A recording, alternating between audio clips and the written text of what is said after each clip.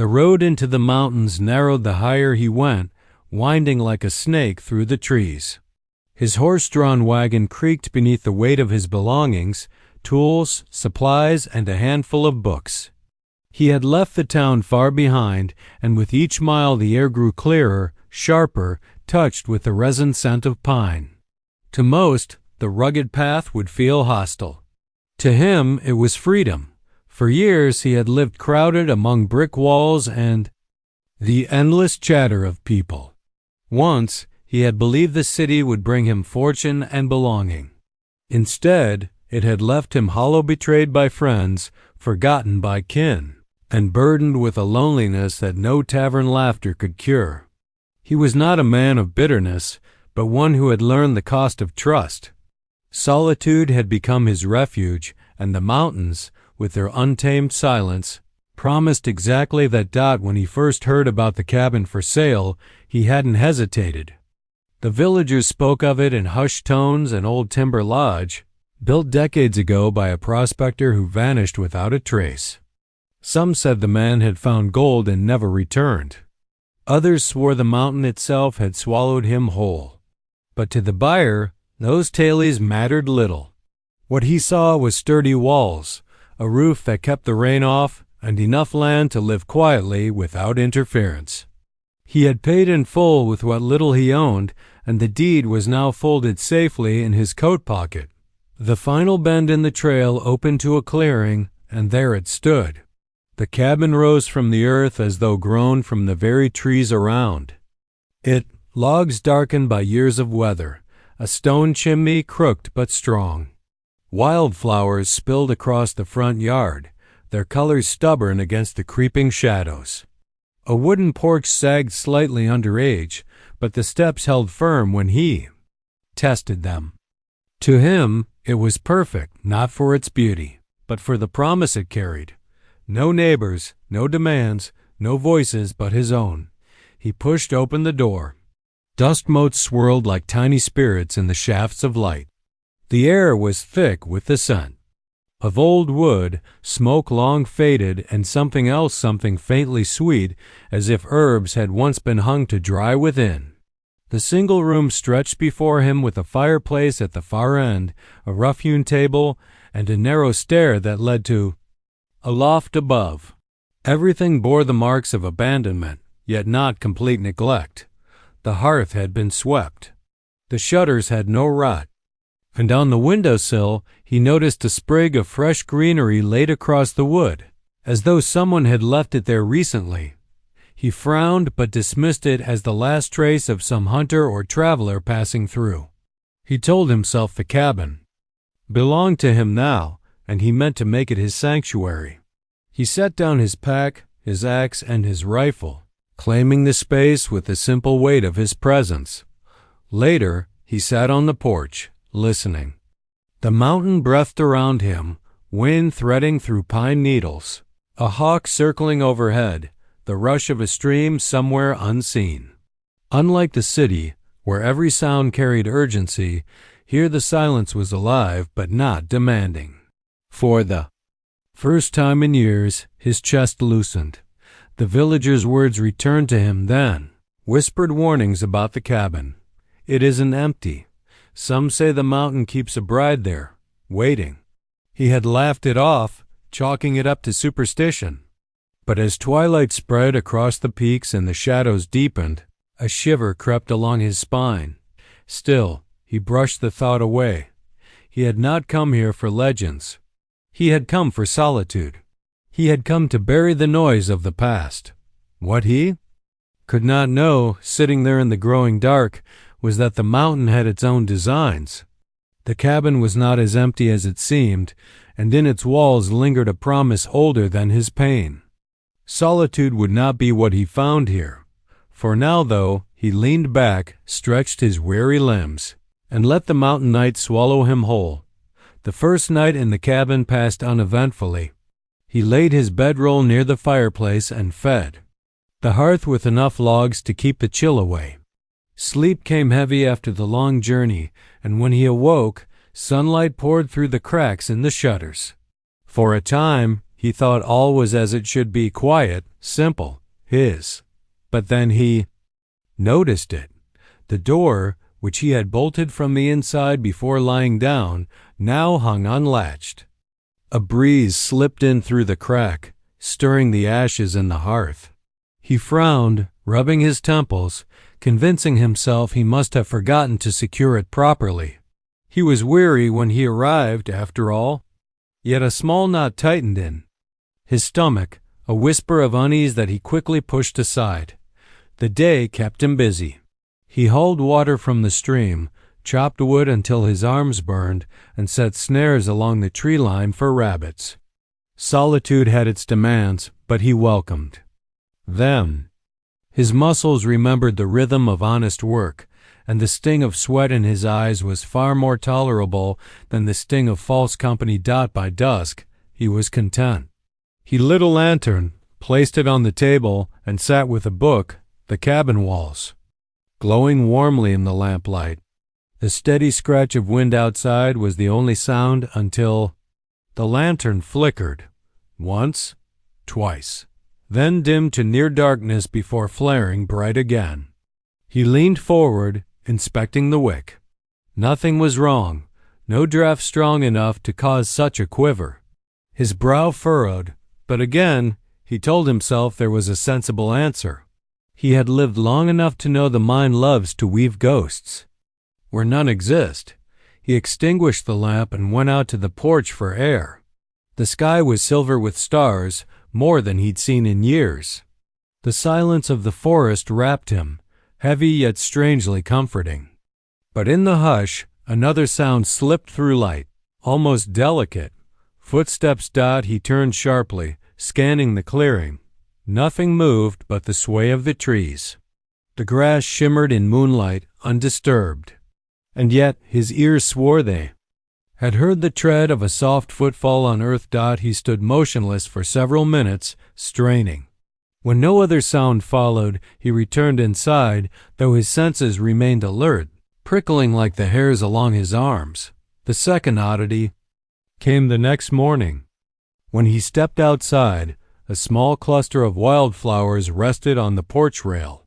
Their stems were fresh, the petals dewy as though plucked only moments before. He knelt, turning them over in his hands. They were the same mountain blooms he'd seen growing near the hidden trail far from here. He had not brought them, and no wind had carried them intact. Someone had placed them there. The thought pressed against him like a hand. Who? The cabin was miles from the nearest settlement. Few ventured this high without reason. A trapper? A curious hunter? Perhaps, but why leave flowers? Why not knock at the door? He set them aside and went about his chores, but the unease lingered. All day he felt eyes on him as he worked, when he bent to gather wood, when he drank from the stream, when he walked the path back to the cabin. He never caught sight of anyone, but the sensation was as tangible as touch. That evening, as the sun slipped behind the peaks, he forced himself to test his fear. He left the door open while he sat inside sharpening his knife. Darkness settled, the cabin filling with the shadows of firelight. The air grew colder, pressing against his skin, and then, just at the edge of hearing, he caught it again. Footsteps. This time closer, slow, measured, circling. He rose, knife in hand, moving silently toward the door. The clearing lay before him, bathed in silver light, empty, perfectly still. Yet the earth bore signs. His eyes could not deny faint impressions in the soil, the delicate outline of a bare foot. He knelt, brushing his fingers over the mark. It was small, feminine, fresh. He looked toward the tree line, the shadows thick between the pines, but saw no figure. The forest held its secrets, cloaking whoever or whatever had left those steps. He stood there a long time, heart steady, but alert until the night deepened and the cold drove him back inside. He bolted the door this time, triple-checking it with his hand. And as he lay in bed, staring at the rafters, he admitted what he had resisted until now. He was not alone. On this mountain. The third morning dawned crisp, the kind of chill that crept into the bones even when the sun was bright.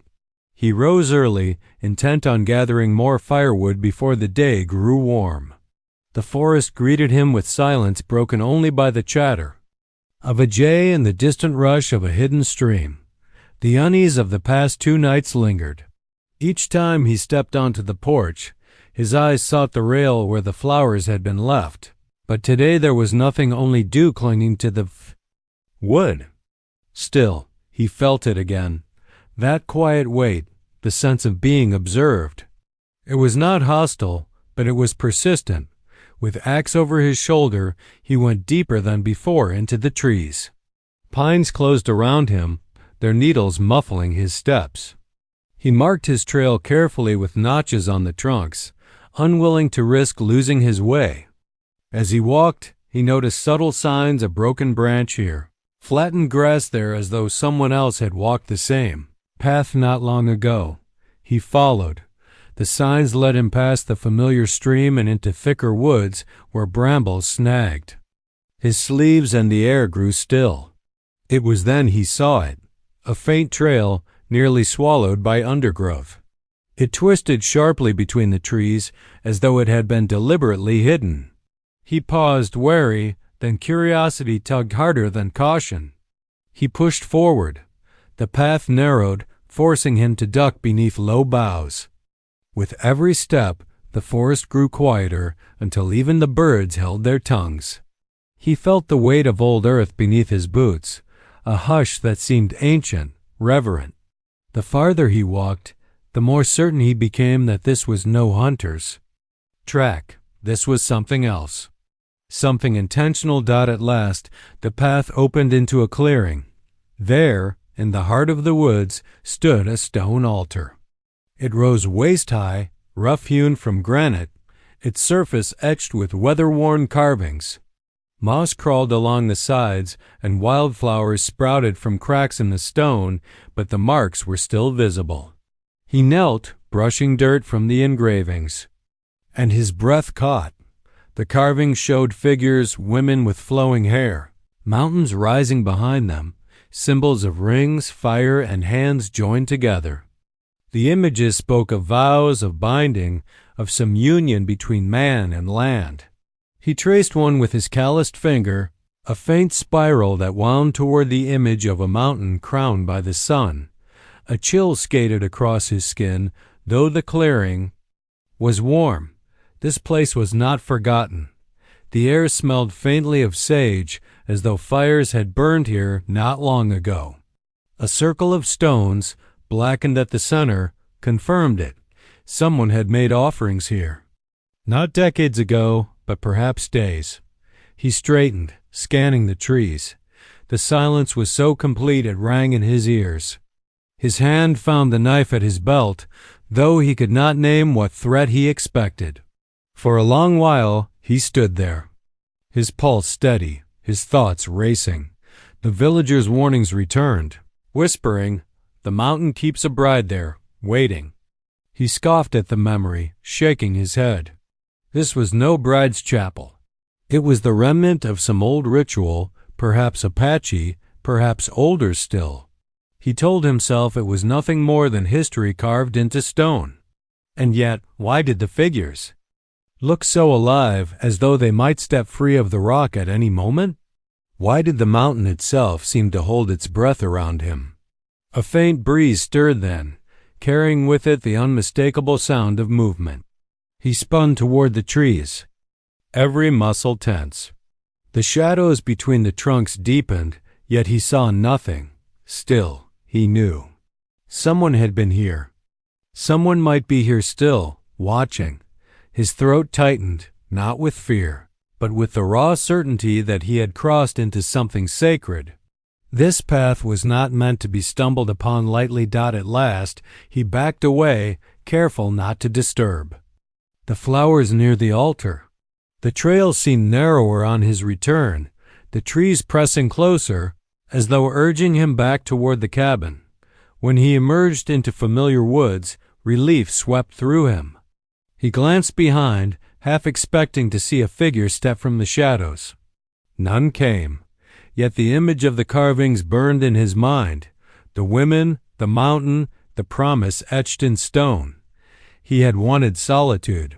What he had found instead was a place that belonged to more than himself, a place that waited, and as he returned to the cabin, he could not shake the feeling that he had been led there deliberately. The storm came without warning. All afternoon, the sky had been a hard, clear blue, but as dusk approached, dark clouds gathered along the peaks, rolling low and heavy. By the time he returned from checking his snares, the mountain air was charged with tension, the kind that prickled against the skin. Thunder cracked in the distance, echoing through the valleys like the beat of a war drum. He hauled his catch inside, bolted the door, and fed the fire until it roared. Rain began as a whisper, then as if the heavens tore open, water hammered the roof in steady sheets. The wind screamed through the trees, rattling the shutters.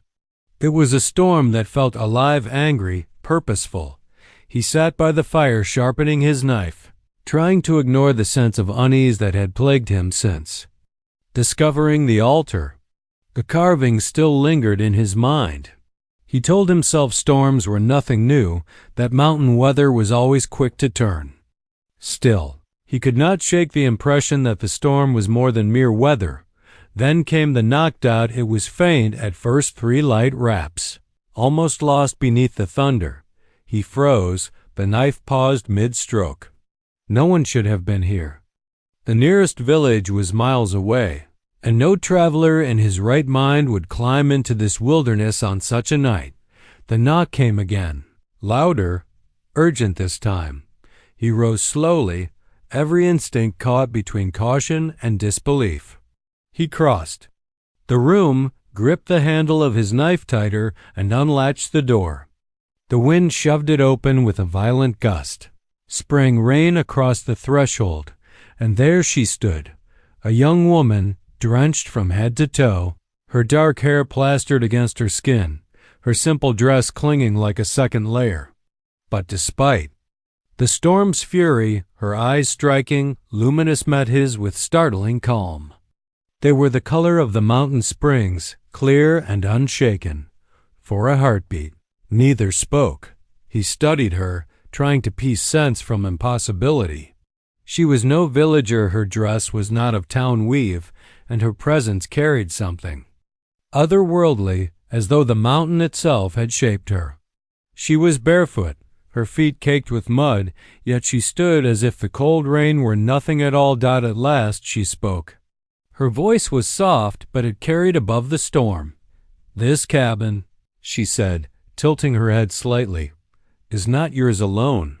The words rooted him where he stood. He tightened his grip on the doorframe, staring at her.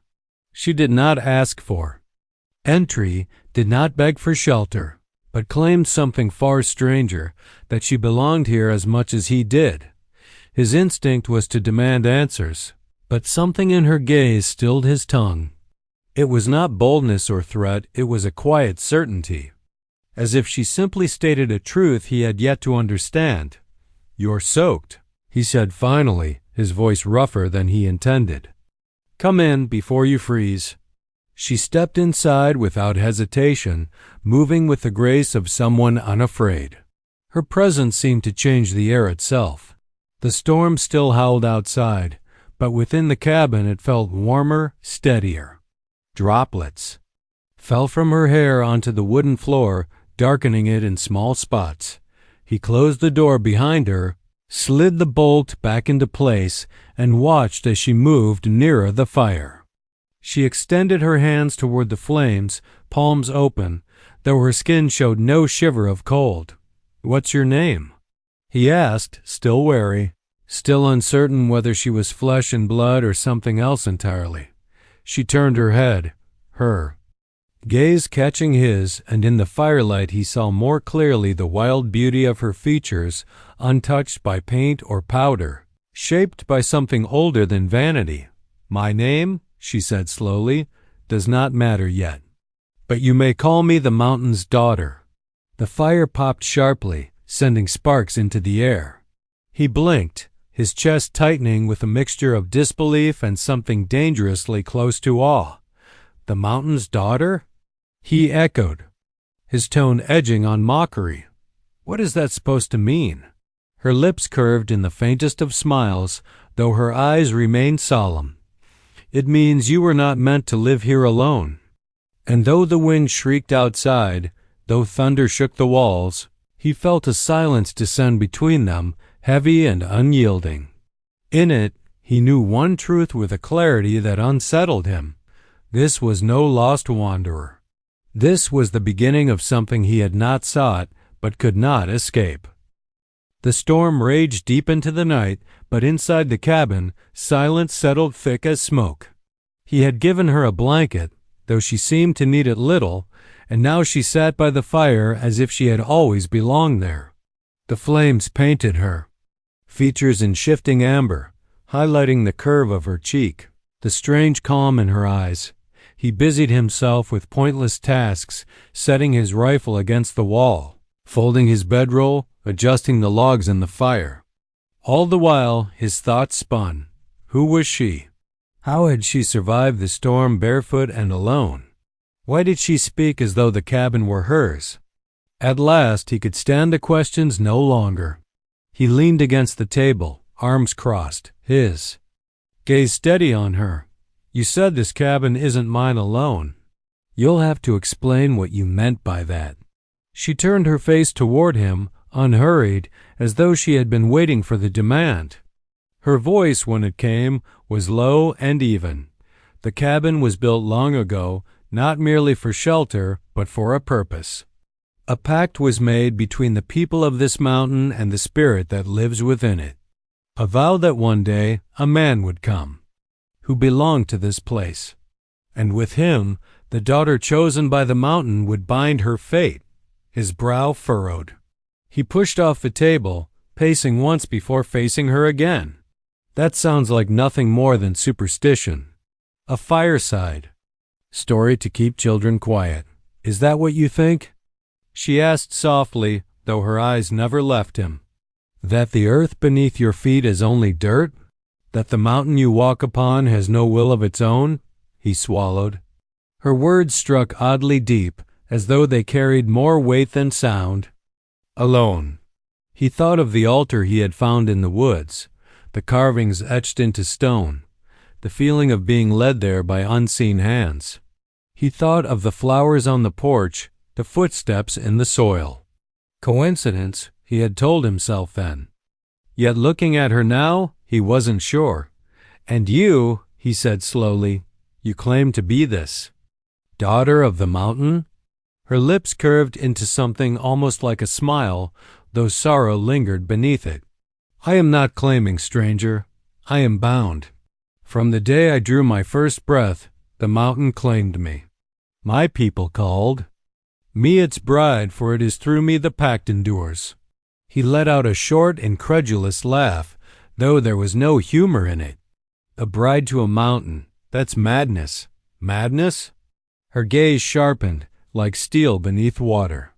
Or truth. You are not ready to bear? You did not choose this place by chance. The mountain called you here. Every step you took led you to its threshold. And now, she lifted her hand slightly, palm upward, as though offering something unseen. Now you stand at the heart of the vow. You and I.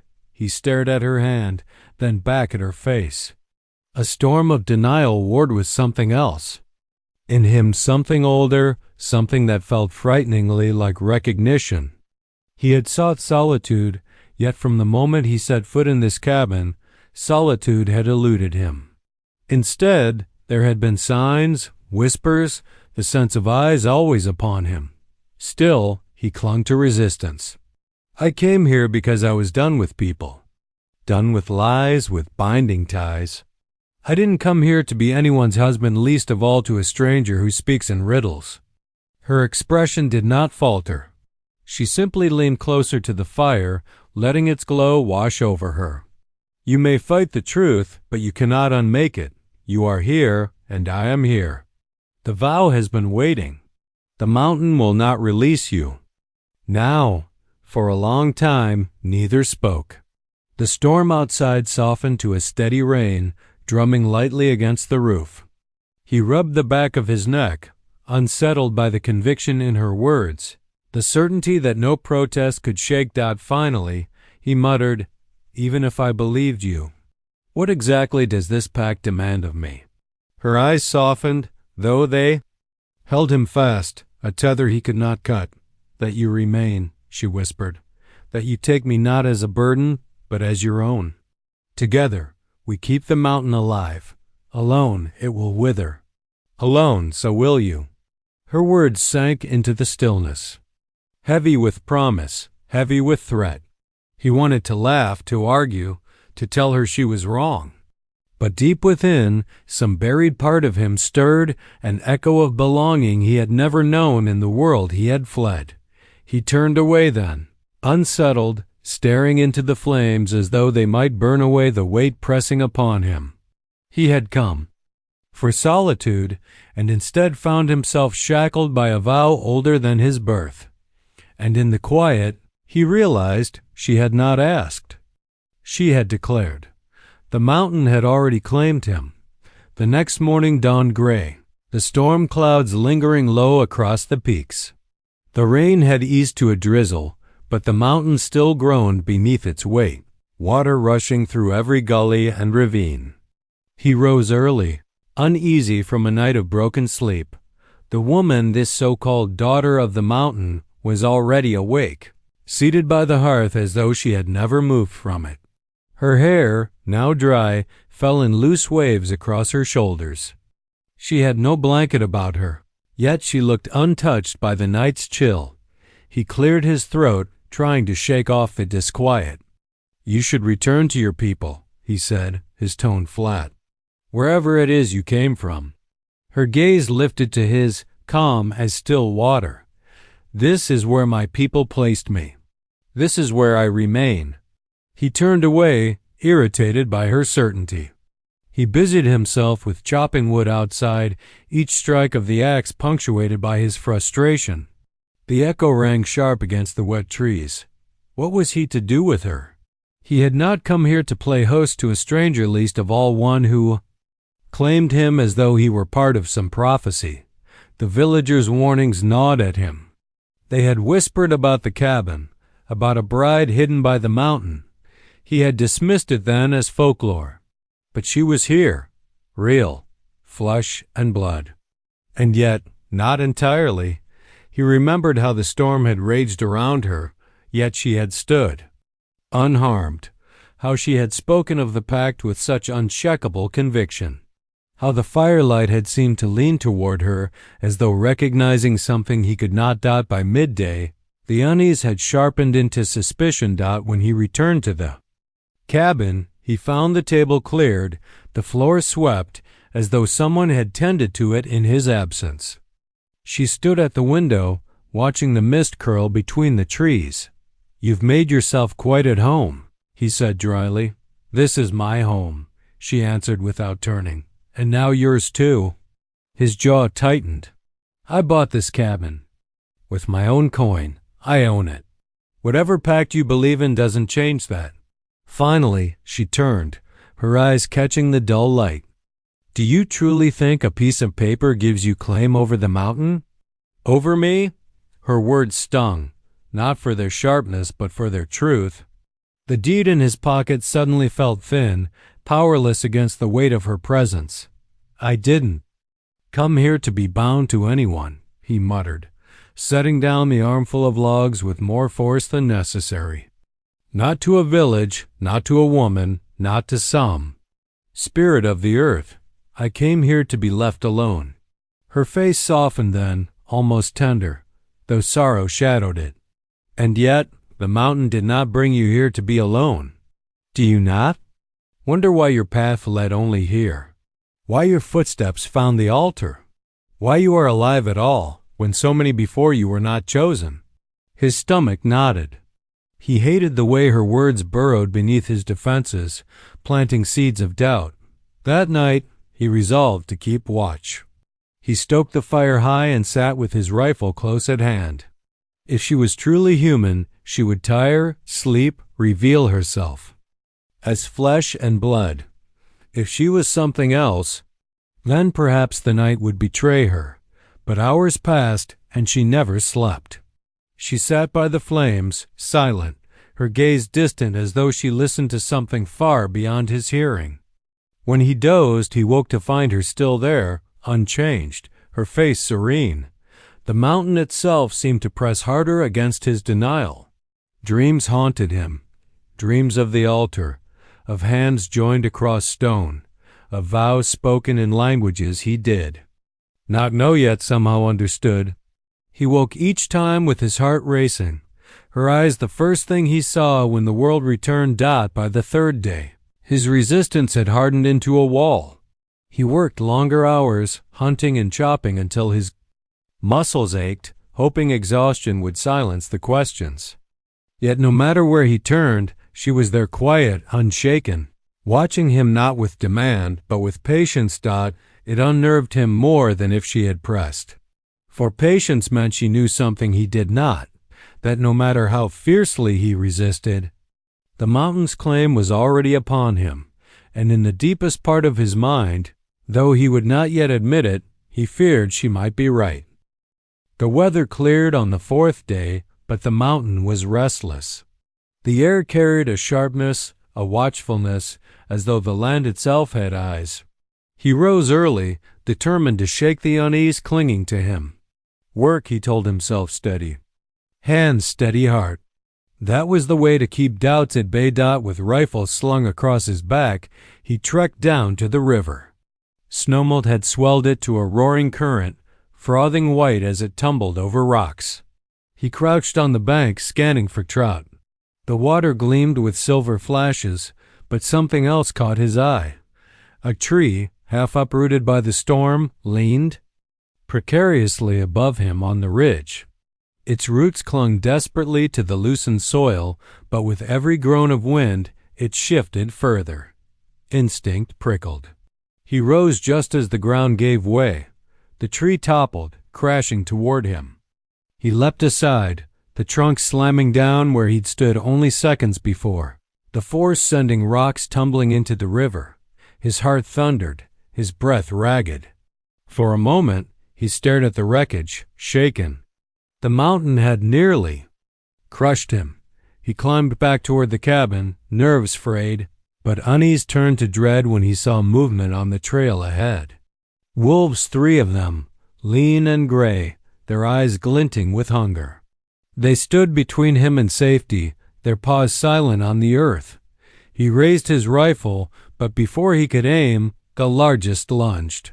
Teeth snapped inches from his arm as he fired. The crack echoed across the trees, the wolf yelping and staggering back. The others prowled closer, hackles raised, but then a sound split the air, a sharp haunting cry, neither animal nor human. The wolves froze, ears pricked, their eyes darting toward the trees. And then, as if some unseen command had been given, they melted back into the forest shadows, leaving him alone, trembling. His finger still on the trigger. He did not question it. He hurried the rest of the way to the cabin, sweat slick on his neck despite the chill. She was waiting on the porch. Her expression was calm, almost knowing. "The mountain is testing you," she said, before he could speak. He froze at her words. "You knew?" She nodded once. "It must see if you are worthy. It must know if you can survive." Anger flared. "I nearly died. Twice. And you speak of it as though it's a game." "It is no game." Her voice was firm, carrying the weight of stone. "The mountain does not bind itself to the weak. You came here asking for solitude, but solitude is not given freely. You must prove yourself to the land and to me." Her words rattled through him. He wanted to argue, to shout, but something inside whispered she was right. The near-death moments hadn't been accidents, they had been orchestrated trials. And the voice that had driven the wolves away? He suspected. It had been hers. That night, the tests continued. The wind howled through the valley, shaking the cabin until its logs creaked. He dreamed of water rising, swallowing him whole, only to wake with his throat raw and his body damp with sweat. The storm had passed days ago, yet his bed felt as though the river had dragged him into its depths. When dawn came, he found her, standing outside, bare feet on the wet grass. Her face turned toward the mountain peak as if she listened to some command only she could hear. He stepped onto the porch, uneasy, and she turned her gaze upon him. "You are not broken yet," she said simply. Something in her tone struck deep, half challenge, half recognition. He wanted to ask what would come next, but the answer lived already in the steady weight of her eyes. The mountain was not finished with him. For the first time, he understood. He was not only fighting for solitude. He was fighting for his place here, fighting for survival, fighting perhaps for her, and the mountain was watching, always watching. The days that followed blurred into a rhythm of hardship and uneasy companionship. The mountain tested him at every turn: unstable cliffs, sudden storms, the haunting silence that fell in the woods before predators circled. Each trial left him shaken, yet he endured. And each time he staggered back to the cabin, she was there. She never offered praise, never coddled him. She simply watched with eyes that carried the stillness of the mountain itself. When his hands trembled after fending off a cougar, she quietly set food on the table. When exhaustion bent his back, she placed water within reach. Her care was not soft, but steady like the stone foundations beneath the cabin. At first, he bristled against it. He told himself he didn't need her. He had come to these woods to escape, to bury himself in silence and solitude. But solitude, he discovered, was no longer what he craved. One evening, as dusk painted the peaks in bruised purple, he found himself splitting firewood outside. She sat on the steps, her hair loose, her gaze following the dance of shadows on the treetops. "You could leave," he said suddenly, the words rough, though he wasn't sure if they were meant for her or himself. "You don't have to stay here. I didn't ask for this." She tilted her head, a small smile curving her lips. "It is not me who must decide to stay." The axe paused mid-swing. His pulse jumped. He lowered it slowly, staring at her, searching for meaning. She continued, voice low but firm, "The mountain has chosen, but the mountain does not chain. You can still walk away. The path is there." She nodded toward the valley below, where the faint line of the trail wound back toward the village. "If solitude is all you seek, take it. But if you remain, you must remain not as a man fleeing the world, but as one who belongs here." Her words echoed long after night fell. He lay in bed, listening to the wind murmur against the cabin walls, his chest tight with conflict. Belong. The word unsettled him. He had never belonged anywhere, not in the town where he was born, not among the men he had once worked beside, not in the hollow rooms of his past life. Solitude had been his refuge, his way of refusing the ties that always seemed to wound. And yet, here was a woman who looked at him as though he was not a stranger at all. But the answer to a promise written before either of them had drawn breath. The next day, he wandered deep into the woods, restless. He traced the trail downward until he reached the fork where the mountain's path met the road back to the village. He stood there for a long time, staring down that winding exit. Freedom, he told himself. The life he had planned. But the road looked smaller now, thinner. As though his time on the mountain had stretched him, reshaped him into someone who no longer fit the life below. He turned his head, and through the trees he glimpsed the peaks, vast and unyielding, draped in silver mist. And in his mind, he saw her face, her eyes calm, patient, waiting. He turned back. His feet chose the mountain's path, carrying him toward the cabin. That evening, when he returned, she was by the hearth, mending a tear in one of his shirts. She looked up, her expression unreadable. "You went to the crossroads," she said, as though she had known all along. He nodded, setting his rifle aside. "I did. And?" His voice was quiet but steady. "I came back. For the first time." Her composure shifted. Relief flickered across her features, softening her like the break of dawn. She set the shirt aside, rose, and stepped toward him.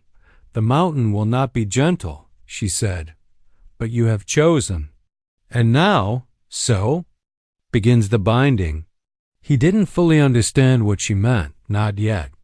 But as her hand brushed his, light as snow on stone, he felt something stir within him, a root pushing into the soil, an anchor sinking into depths he had never dared to touch before.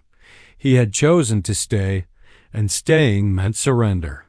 Not to her alone, but to the mountain, to the promise it had hidden, to the life that was no longer his to resist.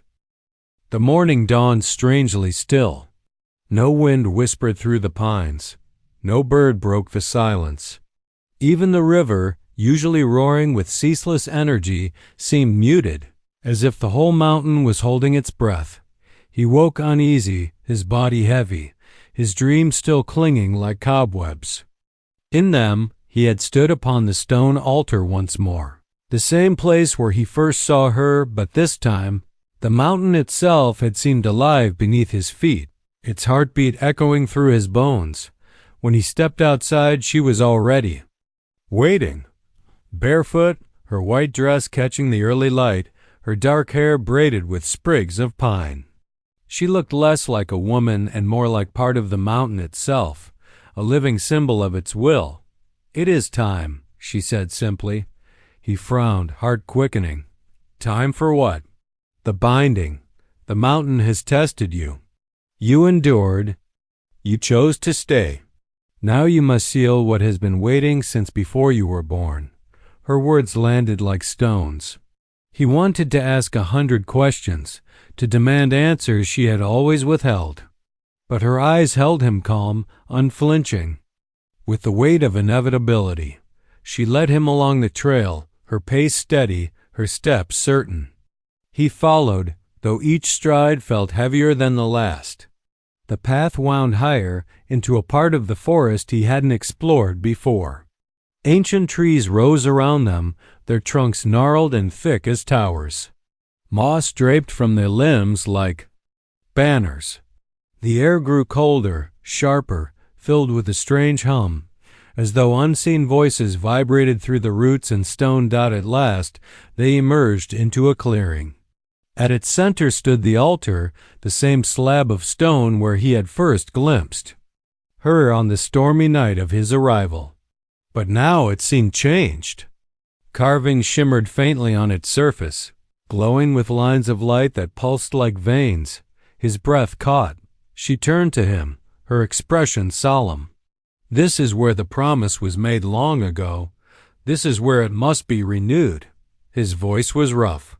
"And if I refuse?" Her gaze softened, though sorrow touched it.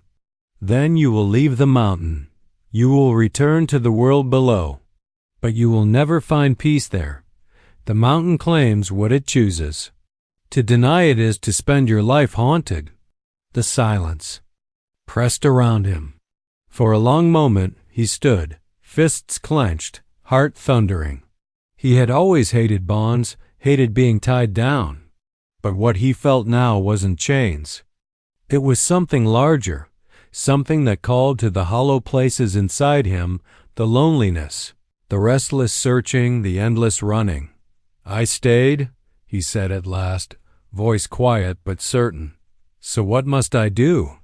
Relief flickered in her eyes, though she quickly masked it beneath calm. She stepped closer, taking his hand. Her fingers were warm, grounding. "Place your palm upon the stone," she instructed.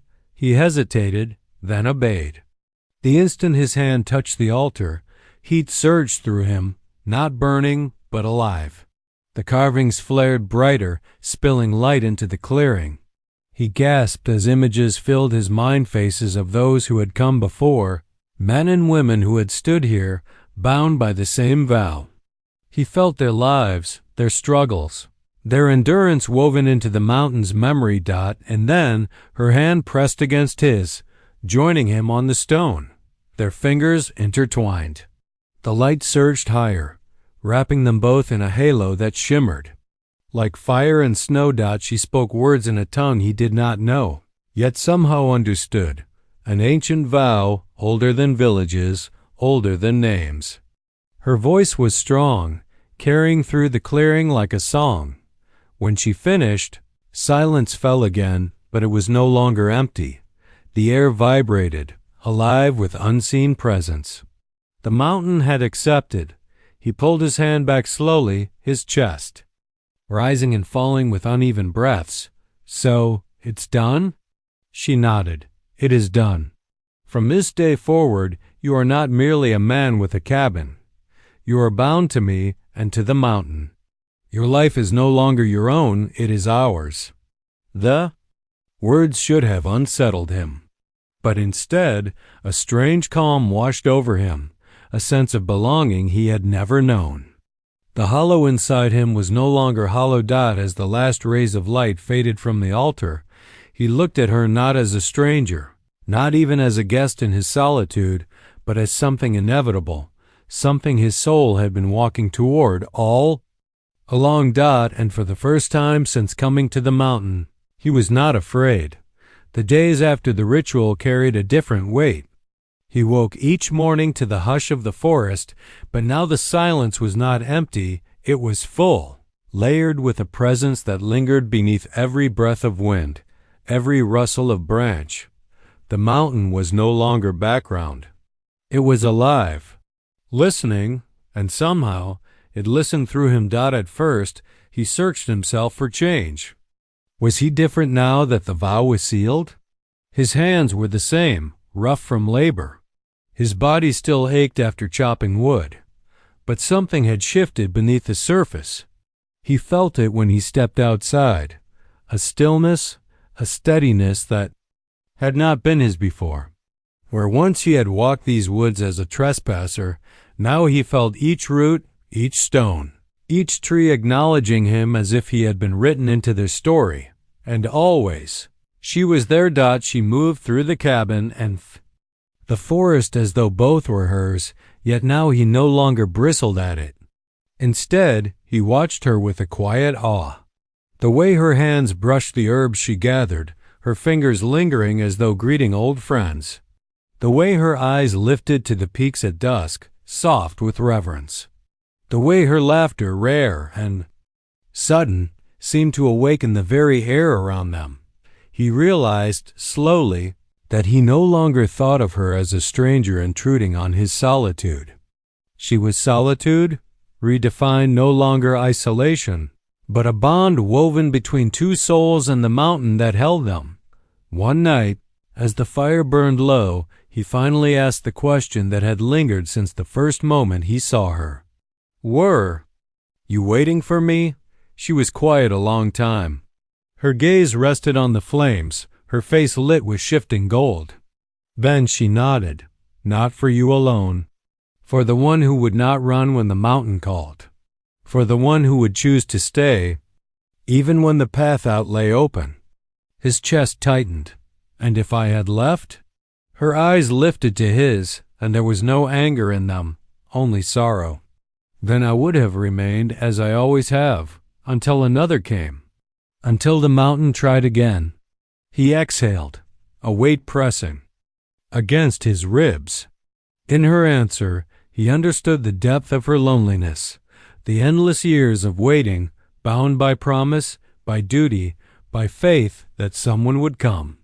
And now it was him.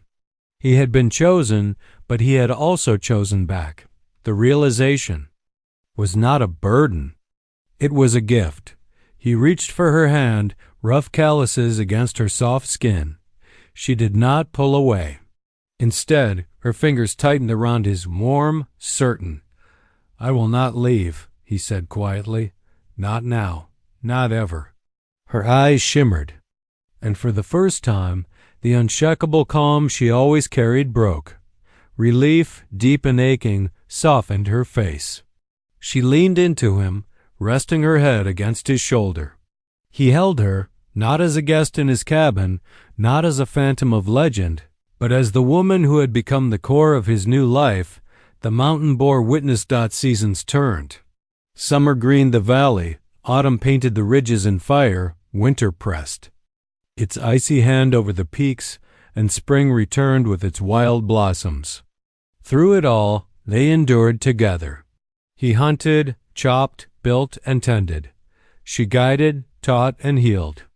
Their lives became a rhythm, steady as the pulse of the mountain. And the village below, stories began to change. They spoke of the recluse who had bought the cabin and never returned to town, of how he had vanished into the mountain silence. Some whispered he was claimed by the hidden bride, others that he had gone mad. But among the elders, a knowing smile lingered. The mountain had chosen again, and in the cabin, high above, he and she lived not in solitude, but in belonging. At night, as the firelight flickered and the wind sang through the pines, he would look at her, the daughter of the mountain, the woman who had once felt like a secret, and realize she was no secret at all.